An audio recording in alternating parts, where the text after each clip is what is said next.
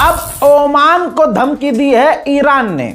Oman मना कर रहा है। देखिए, स्ट्रेट ऑफ हॉर्मूज में आमने सामने वो वाला हिस्सा ईरान का है, इधर वाला हिस्सा ओमान का है। ईरान ने ओमान से कहा कि देखो, तुम्हारा हक बनता है, हम टोल लेंगे, किसी भी बहाने से लें, आधा आधा बांट लेंगे। ईरान ने हक बात करी, क्योंकि ईरान ने पहले कह दिया था कि भाई अब हुर्मुज तो पहले जैसे रहेगा नहीं। अब ओमान पर दबाव है अमेरिका का कि टोल मत लेना, बल्कि दुनिया भर का दबाव है, अरबों का भी दबाव है। अब ओमान यहाँ फंस गया। ओमान ईरान से रिश्ते ठीक करने की कोशिश भी कर रहा है और अमेरिका, इजराइल और अरब के दबाव में भी है। तो ओमान ने कहा है कई बार कि हम टोल नहीं लेंगे, जिसके बाद ईरान ने फाइनल धमकी ओमान को दी है। कह दिया कि अगर ओमान ने हमारी बात नहीं मानी, हमारा साथ नहीं दिया, तो स्ट्रेट ऑफ हॉर्मूज में हम अपनी पॉलिसी ही लागू कर देंगे, अपना एक तरफा कानून लागू कर देंगे। अब आप कहेंगे रजा भाई, ओमान को इसमें क्या धमकी है? भाई, ओमान को धमकी ये हो गई, ओमान कह रहा है हमारा जो समुद्री इलाका है, हमारे घर के सामने से जहाज जो गुजरेंगे हम टैक्स नहीं लेंगे। ईरान ने कहा लेना पड़ेगा, क्योंकि हम भी ले रहे हैं और हर हाल में लेना पड़ेगा, वरना तुम्हारी तरफ से सारे जहाज निकलेंगे, हमारा फायदा क्या होगा? समझ रहे हो आप? ओमान कह रहा है मैं लूंगा ही नहीं। अब ईरान ने कहा ठीक है भाई, मत लो, अब हमारी पॉलिसी ये होगी कि कोई भी जहाज तुम्हारे तरफ से नहीं गुजरेगा, उसे हमारी साइड से गुजरना होगा, हमें टोल देना होगा। इससे क्या होगा? ओमान की तरफ से कोई जहाज गुजरेगा नहीं और ओमान के समुद्री इलाके में एक बार फिर से ईरान का प्रकोप बढ़ जाएगा। ईरान सीधा ओमान के समुद्री इलाके में उन जहाज़ों पर हमले शुरू कर देगा जो उस तरफ से पैसे बचा कर निकलने की कोशिश करेंगे। तो ओमान और ईरान के बीच इस वक्त तलखी पैदा हो चुकी है। मेरे दोस्तों, ईरान पूरी कोशिश कर रहा है ओमान को मनाने की। सबूत दिखाऊं? देखिए, ईरान की स्पेशल डेलीगेशन ओमान के अंदर गई थी भाई, ओमान गई थी और मनाने की कोशिश की कि आप स्ट्रेट ऑफ हॉर्मूज में हमारी तरह काम कीजिए, टोल लीजिए, जो हम कानून बना रहे हैं उसे फॉलो कीजिए, दोनों मिलकर पैसा कमाएंगे। लेकिन इस मीटिंग के बावजूद ओमान ईरान की बात नहीं मान रहा है। जो बात अभी कही वो लीजिए, अब पूरी भी हो गई है। ये रहा सबूत। ब्रेकिंग न्यूज है कि ईरान ने कह दिया है कि जो रूट हमने बनाया है, जो रास्ता हमने बनाया है कि हमारी तरफ से, हमारे आइलैंड के बीच से सारी दुनिया के जहाज हुर्मुज से गुजरेंगे, हम जो रास्ता दे रहे हैं, अगर उस कानून को फॉलो नहीं किया, ओमान की तरफ से निकले, तो हम हमला करेंगे। पिछली रिपोर्ट में मैंने ये बता दिया था आपको कि स्ट्रेट ऑफ हॉर्मूज में ट्रैफिक कम हो गया है, ईरान का खौफ एक बार फिर से बढ़ गया है। अब मैं आपको लाइव अपडेट दिखा रहा हूं कि जो टैंकर वहां से गुजरने की कोशिश कर रहे हैं, ईरान की IRGC नेवी उन्हें धमकी दे रही है कि जो रास्ता हमने अप्रूव किया है वहीं से गुजरना, वरना तो फिर जो तुम्हारे टैंकर के साथ होगा, तुम्हारे साथ होगा, उसके जिम्मेदार तुम खुद होगे। मुलाहिजा फरमाइए। Attention all vessels, attention all vessels, attention all vessels in Persian Gulf and Oman Sea. This is SEPA Navy warning. Transiting in the Strait of Hormuz is only possible with SEPA Navy permission and on designated routes. If any vessel attempt to transit in the strait without our permission or AIS off or outside of the designated route, it's responsible for any consequences of any danger. This is SEPA Navy out. अब Oman करे क्या? Oman पहुंच गया सीधा, ये देखिए, France के राष्ट्रपति से मिला, फ्रांस की सरकार से जाके रिक्वेस्ट कर रहे हैं ओमान कि भैया हम बुरी तरह से अमेरिका और ईरान के बीच फंस गए हैं, स्ट्रेट ऑफ हॉर्मूज के इस मुद्दे को आप हल करवाइए। भाई साहब, सोमालिया लैंड, जो सोमालिया का एक टुकड़ा बनाया गद्दारों ने और इजराइल से मान्यता ले ली, लालच देकर कि आप अगर हमें और हमारे देश को अप्रूव कर देंगे, मान्यता दे देंगे, तो आप सोमालिया लैंड में हमारी जमीन पर एयरबेस बना सकते हैं, आप अपनी फौज तैनात कर सकते हैं। और फौज सोमालिया लैंड में तैनात इजराइल की हो चुकी है और ईरान भी सोमालिया लैंड के बारे में बोला नहीं है। सोमालिया के लिए ईरान ने कुछ नहीं बोला है। सबसे पहले इस बार ईरानियों से भी आगे बढ़कर कोई बोला है तो यमन ने बोला है, हुथीज ने बोला है। अंसारुल्लाह ने एक वीडियो जारी किया है जो आपकी स्क्रीन पर है, जिसके अंदर पूरा मैप दिखाया गया है। इजराइल को धमकी दी गई है और कहा गया है कि सोमालिया लैंड के अंदर और आसपास भी अगर इजराइल की फौज नजर आती है तो हम उन पर हमला करेंगे। यमन की ग्राउंड पॉलिटिक्स भी समझने में आपको दिक्कत होगी। आसान भाषा में समझाने की कोशिश करूंगा, क्योंकि आने वाले समय में यमन की कुछ बड़ी खबरें आने वाली हैं, बहुत कुछ होने वाला है। क्योंकि वहां का जो अंसारुल्लाह संगठन है, जिसे हुथीज आसान भाषा में कह लीजिए, वो एक्टिव हो चुका है एक्सट्रीम लेवल पर। अब यमन को दो हिस्सों में बांट लीजिए। एक हिस्सा जो सऊदी समर्थक है और एक हिस्सा जो हुथीज को सपोर्ट करता है, यमन के ही। ऐसे में यमन के अंसारुल्लाह ने सऊदी को धमकी दी और कहा कि यमन पर अपना कंट्रोल खत्म करे और यमन पर अपना कब्जा बंद कर दे और अपना जो एग्रेशन यमन पर दिखाता है उसे खत्म कर दे। जिसके सपोर्ट में और दूसरे यमन के लोग सऊदी को समझ चुके हैं, क्योंकि अब लोग ये देखिए इकट्ठा हो रहे हैं सऊदी अरब के खिलाफ। यमन के लोग रेगिस्तान में खड़े हो रहे हैं, इकट्ठा हो रहे हैं हथियार के साथ। सऊदी अरब को धमकी के बाद अब अंसारुल्लाह हुथीज के समर्थन में यमन के दूसरे लोग भी सऊदी अरब के खिलाफ एक हो रहे हैं। ईरान और अमेरिका और इजराइल की जंग में सऊदी अरब का जब्बा उतर चुका है, नंगा हो चुका है। अब दोस्तों तनाव इसलिए यमन में बढ़ रहा है, जो यमन की सरकार है जो सऊदी अरब को सपोर्ट करती है, जब सरकार के समर्थक लोगों ने देखा कि विपक्ष के लोग हुथीज सऊदी अरब के खिलाफ इकट्ठा हो रहे हैं, तो सऊदी अरब के समर्थन वाले लोग यमन में ही हुथीज के खिलाफ इकट्ठा होना शुरू हो चुके हैं। गृह युद्ध जैसा खाका तैयार हो रहा है। ईरान को एक और बड़ी जीत मिली है। आप सभी को मुबारक हो उम्मत मुस्लिमा, क्योंकि ये ईरान को जीत ईरान नहीं दिलवा रहा, आप नहीं, ये जीत अल्लाह ताला खुदावंदे आलम ईरान को दे रहा है। ईरान के राष्ट्रपति पेजेश्कियान ने खुद कंफर्म किया है कि कतर हमारे $6 बिलियन रिलीज करने वाला है।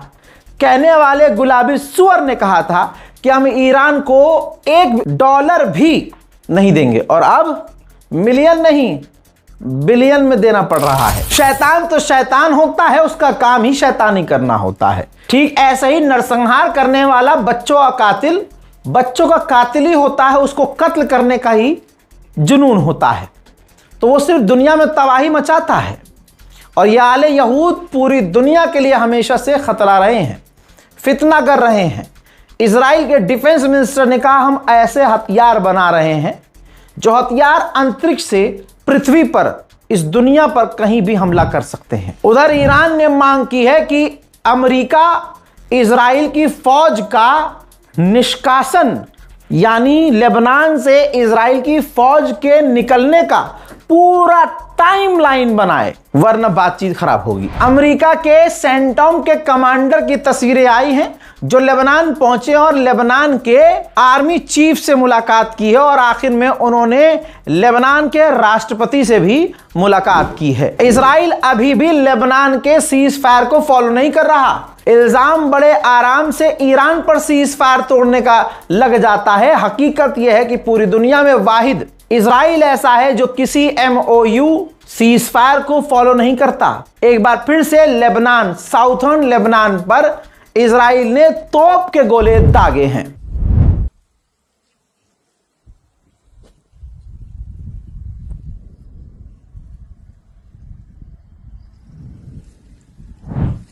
दोस्तों, शैतान का बाप है इजराइल।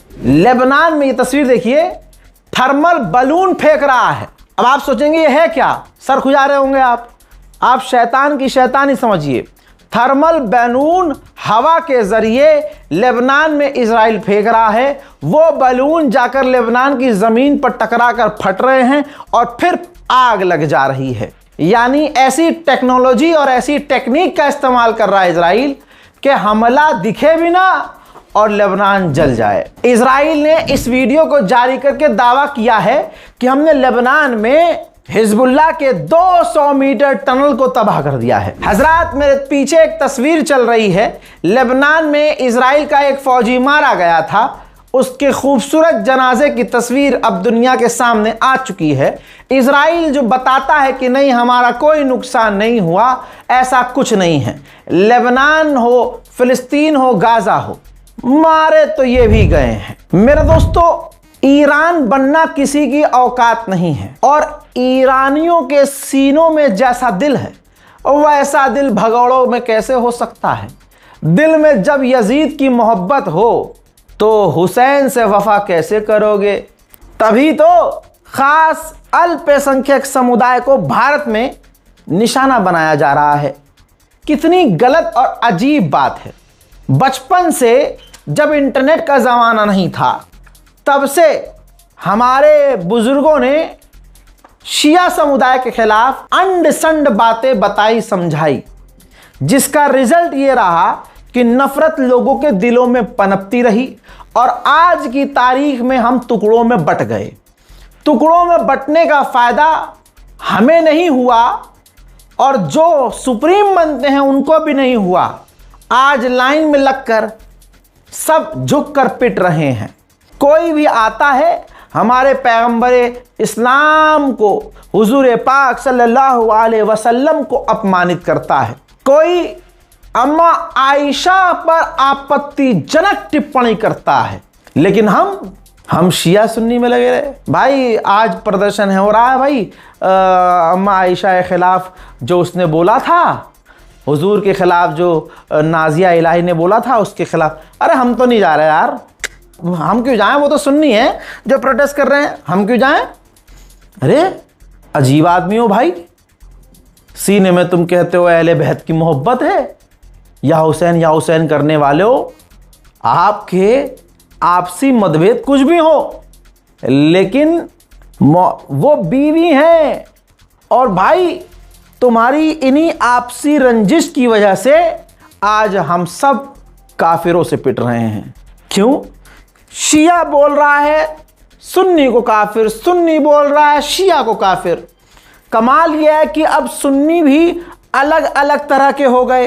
बरेलवी अलग हो गए, शेख अलग हो गए, पठान अलग हो गए, अंसारी अलग हो गए, तेली अलग हो गए। अरे इधर शिया भाई, शिया कौन से भाई साहब एक हैं कभी? शिया एक जैदी रहे, एक रिजवी रहे, एक पठान रहे, शेख रहे, यहाँ भी चल रहा है भाई। पहले टुकड़े फिर टुकड़े के टुकड़े। सोच के दिमाग पर जोर डालिए, ये किसने किया, और अगर किसी और ने किया और हम भी कर रहे हैं तो कितनी गलत बात है। अगर 5 बेटे हैं तो 5 का मिजाज अलग अलग होगा। अपने घरों में देख लीजिए, अगर आपका कोई भाई है, कोई बहन है, तो जरूरी नहीं है कि उसका भी मिजाज आप जैसा हो।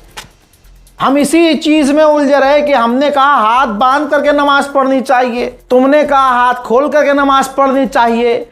अबे जाहिल के बच्चों, देख लो, यहां हाथ बांध और हाथ खोल पर लड़ रहे हो, और दुश्मने इस्लाम मुसलमानों के हाथों को काट रहा है, इस्लाम के हाथों को काट रहा है। हम क्यों नहीं एक हो सकते भाई? कम से कम कुरान पर, कलमा तैयबा पर, 1,24,000 अंबिया पर, और आखिरी नबी पैगंबर मोहम्मद सल्लल्लाहु अलैहि वसल्लम पर एक क्यों नहीं हो सकते? हम इस्लाम के 2 बाजू, एक शिया एक सुन्नी, क्यों नहीं हो सकते?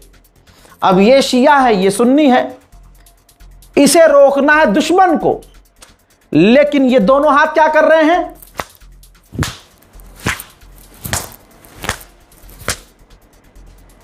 समझो, खुदा की कसम मेरी आपके सामने कोई औकात नहीं, लेकिन यकीन करो औकात ना होने के बाद भी जो मेरे दिमाग को कई साल पहले समझ में आ गया था ना, आपको समझ में आने में शायद वक्त लगेगा, लेकिन जितना ज्यादा वक्त लगेगा दुश्मन हमें उतना टुकड़े टुकड़े करेगा, खुदा की कसम। ठीक है भाई, कोई तुम किसी को भी इमाम मान लो भाई, शिया किसी को भी इमाम माने, तुम किसी को भी इमाम मानो, अरे तुम मोदी को इमाम मान लो, ये तो क्लियर है ना, इस बात पर सब मुत्तफिक हैं कि आखिरत में सब अपने अपने इमाम के पीछे होंगे। अगर मैं मोदी को इमाम मान रहा हूं तो तुम्हारे चूतड़ों में क्या तकलीफ है भाई? कोई बात नहीं, कोई बात नहीं, छोड़ दो मुझे मेरे हाल पे। लेकिन हालात हाजरा देखो, हालात हिंदुस्तान में देखो कि मुसलमानों का कितना बुरा हाल है। तो भाई इंसानियत के नाते मुसलमान एक होने की कोशिश तो करे। खामनाई शहीद हो गए, जिंदगी भर कहते रहे कि अहले सुन्नत हमारे सिर्फ भाई नहीं, दिलो जान है। एक तरफ से जब हमारे लिए मोहब्बत का पैगाम आ रहा है तो हम अड़े हुए हैं दूसरी बातों को लेकर। किसी ने, ये दुख की बात है, किसी ने मुझे शिया कहा, किसी ने मुझे सुन्नी कहा, मुसलमान किसी ने नहीं कहा। शुक्रिया मोदी का कि सिर्फ मोदी सरकार ने मुझे मुसलमान समझा। समझ रहे हो कितने दुख की बात है? मजाक में बोल जाता हूं मैं, लेकिन दिमाग पे जोर डालिए। अगर मुझे ही शिया सुन्नी करना होता तो भाई आज हिंदुस्तान में 99.99% जो मस्जिदें शहीद की जा रही हैं वो अहले सुन्नत है, हमारी अपनी ही है भाई। समझ रहे हो? अगर मैं शिया समर्थक हूं तो मुझे इन मस्जिदों पर बोलना ही नहीं चाहिए था कभी। मुझसे बड़ा कोई चूतिया होगा फिर जो इन मस्जिदों की शहादत पर बोला, FIR खाई। फिर उसके बाद मज़ार, ये जो कभी किसी पीर की मज़ार देख लो, कभी किसी, हम मानते नहीं मानता मैं। कुरान के रोशनी में रहने की कोशिश करता हूं, लेकिन क्योंकि कोई भी दुनिया में मज़ार हो, कोई भी भारत मज़ार हो, उसको टारगेट इसलिए किया जाता है कि ये मुसलमानों से लिंक है। तो उस मज़ार की रक्षा सुरक्षा के लिए मैं बोला, हिंदू संगठनों के निशाने पे आया। तुम बचाने आया मुझे? जो मुसलमान कुछ भी बोल देता है, कमेंट करके निकल जाता है पतली गली से, तुम्हारी औकात है? मैं उनको कह रहा हूं जो फेक, जिनकी इतनी औकात नहीं है कि अपनी असली आईडी से कमेंट कर सकें, अपने प्रोफाइल फोटो तक नहीं लगाते, इतने फट्टू डरपोक भगौड़े हैं। वो कुछ भी आपके आईडी के नीचे बोल के चले जाएंगे, वो आपको ज्ञान देके चले जाएंगे, अरे ये जो तुम कर रहे हो ये तो फितना है, ये तो बिदात है। और उनकी प्रोफाइल में जाके देखो तो उनकी वीडियो में खुद गाने लगे हुए हैं, खुद नाचेंगे, खुद शराबी हैं, खुद नचनियां हैं, कर सब रहे हैं वो पर्दे के पीछे, लेकिन दूसरों का पजामा खींचना है। भाई ये वक्त है सोचने का कि हमने आपस में जितनी नफरत करनी थी भाई कर ली, अब बस कर दो। हालात बद से बदतर हो रहे हैं। सोचो, अब जोलानी आया तो गया कौन? बशर अल असद गया। तो भारत, पाकिस्तान, बांग्लादेश के हमारी कम्युनिटी के जो अहले सुन्नत हजरात हैं, उन्होंने खुशी मनाई कि हाँ यार, इसने तो बहुत सारे सुन्नियों को मारा, ये तो शिया था, अलवी था, ये था, वो था। ठीक है, मैंने तो कहीं सफाई दी नहीं, ठीक, लेकिन मैं इसका विरोध कर रहा था कि ये जोलानी आया है, इसका बैकग्राउंड तो देखो। लेकिन हमने क्या समझ लिया उसे, अरे यार ये आया है भाई साहब, ये आया नहीं, ये आए हैं, ये इस्लाम को अलग लेवल पे लेके जाएंगे, रहनुमा, इस्लाम का अलमबरदार। फिर जोलानी ने क्या किया? बैकग्राउंड तुमको पता था, अल-कायदा, जैश मोहम्मद और उसके बाद ISIS, हाँ, इससे भी अलग अलग पूरी बायोग्राफी पढ़ लेना। पता नहीं कितने आतंकी संगठनों का ये सरगना रहा। ट्रंप को पसंद आया, ट्रंप ने इससे डील करी कि भाई देख, तेरे सर पे इतने करोड़ का इनाम है, तुझे मैं ये देश दे दूंगा, शर्त है बशर अल असद को वहां से भगा, ईरान को वहां से भगा, हथियार हम देंगे, साजो सामान पैसा हम देंगे। बहुत सिंपल था, हो गया। फिर क्या किया जोलानी ने? तुम्हारा अलम पकड़ा, कोट पैंट सूट वेस्टर्न कपड़े पहनता है, मुसलमानों हम यहीं तो मार खा जाते हैं, हर कोई हमें छल करके निकल लेता है। और जोलानी ने तो हमें छला भी नहीं, उसका सीधा फंडा था भाई, राष्ट्रपति बन रहा है वो, तो कुछ भी कहेगा ट्रंप के कहने पे। फिर क्या हुआ? जोलानी के आने के बाद सीरिया के गोलान हाइट पर इजराइल ने कब्जा किया और आपके पसंदीदा जोलानी ने गोलान हाइट को लिखित में इजराइल को दे दिया। इजराइल ना रुका, इजराइल और अंदर घुसा। जोलानी वहां अलवी समुदाय और शिया समुदाय और दूसरे अहले सुन्नत जो 3 से 4 ऐसे आलिम दीन थे, उलमाए कराम थे, जो शिया और सुन्नी को साथ लेकर चल रहे थे, उनको शहीद कर दिया। ठीक, जोलानी अपने ही मुल्क में नरसंहार करता रहा, इजराइल अंदर घुसता रहा।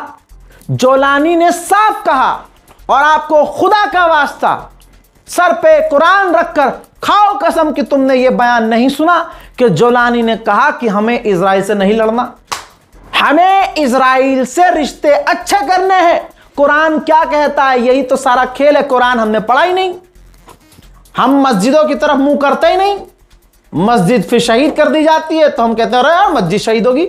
मस्जिद सुनसान है, मदरसे खाली पड़े हैं। जो मदरसे पढ़ने जाते हैं उनको हम सोचते हैं यार ये तो बावला आदमी है। अबे आलिम दीन आगे चल के वो दीन का इल्म हासिल करके वो अल्लाह के सबसे करीब बंदों में से होंगे। पांचों उंगलियां एक जैसी नहीं होती, क्योंकि एक मदरसे वाला गंदा घटिया इंसान निकल गया तो सारे मदरसे वाले बुरे हो गए। अपनी सोच बदलो। आज मदरसों की बात नहीं, हमारा देश जो आज़ाद हुआ उसमें मदरसों वालों का सबसे बड़ा रोल रहा है। इतिहास के पन्ने हमने पलटे हो तब ना, हम तो सोचते हैं बस यूं यूं रील करके 30 सेकंड की रील देख के ज्ञान हमने हासिल कर लिया, हम तो हो गए बहुत समझदार, हमसे बड़ा कोई मुसलमान नहीं। जोलानी ने साफ कह दिया कि हमें इजराइल से नॉर्मलाइजेशन करना है। इजराइल को फुल मौका मिला, इजराइल और घुसता रहा। कुरान क्या कहता है, क्या कहता है पता नहीं, यहूदियों के बारे में, आले यहूद के बारे में क्या कहता है। जो उनका साथ देते हैं वो उनमें से हैं। तो जोलानी किस में से हुआ? अरे बहुत बड़ी बात नहीं कर रहा हूं, मेंबर पर नहीं बैठा हूं कि ओहो मैंने कोई बड़ी तगड़ी तकरीर कर दियो, हदीस पढ़ दियो। नहीं, बहुत सिंपल सा है, अंधे को भी दिख जाएगा जो जोलानी कर रहा है। फिर कल क्या हुआ, ले आया मैं आपको बिल्कुल पॉइंट पर। इजराइल ने फिर से सीरिया पर हमले किए। आपके पसंदीदा जोलानी ने क्या करा, हमला कर दिया। अजी मेरा मूत, अजी मेरा मूत और आपका भी मूत। जोलानी ने निंदा करी है, निंदा। इजराइल ने जो किया है हमारे इलाकों पर हमला करा है वो हम उसकी निंदा करते हैं, बस खलास, दैट्स इट। और उसके बाद भी हमें एक समुदाय से, ईरान से और वहां की कौम से इतनी नफरत है कि हम शैतान के साथ खड़े हो गए। और हमें एहसास भी है कि हम गलत के साथ खड़े हैं, लेकिन नफरत इतनी पीस कर हमारे दिलों में बचपन से डाली गई कि हम हक का साथ दे ही नहीं पा रहे। देखिए खूब गालियां एक दूसरे को बके आ रहे हैं। आप मुझे शिया कह लीजिए, मैं आपको सुन्नी कह लूं, आप मुझे सुन्नी कह लीजिए, मैं आपको शिया कह लूं, और एक दूसरे की खूब एक दूसरे के अकीदे का आप मजाक उड़ा लें। असल में मजाक उम्मत मुस्लिमा बन रही है और इसके जिम्मेदार हम सब हैं। वेस्ट बैंक में 15 साल के एक बच्चे को इजराइल ने कत्ल कर दिया। इजराइल की सरकार, ये देखिए, इजरायली सेटलर्स को ड्रोन बांट रहे हैं ताकि फिलिस्तीनियों को डरा सके, परेशान कर सके, उन पर नजर रख सके, डरा धमकाकर उनकी जमीनों पर कब्जा कर सके। इजराइल का फाइनेंस मिनिस्टर इंटरनेशनल चैनल पर बैठ के, न्यूज चैनल पर बैठ के बोल रहा है कि 10 लाख यहूदियों को वेस्ट बैंक में बसना चाहिए पूरे वेस्ट बैंक पर कब्जा करने के लिए।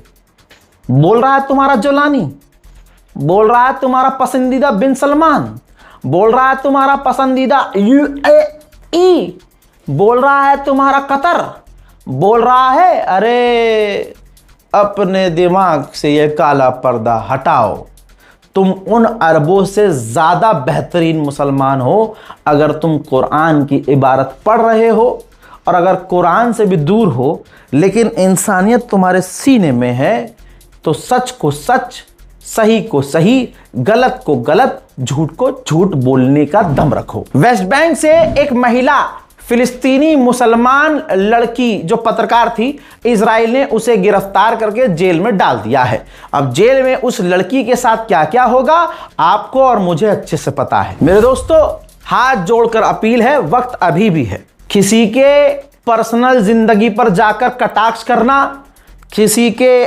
मान्यताओं का मजाक उड़ाना बंद कीजिए। मुसलमानों के हालात इसी वजह से खराब हैं। फिलहाल के इस रिपोर्ट में इतना ही। वसलाम, जय हिंद।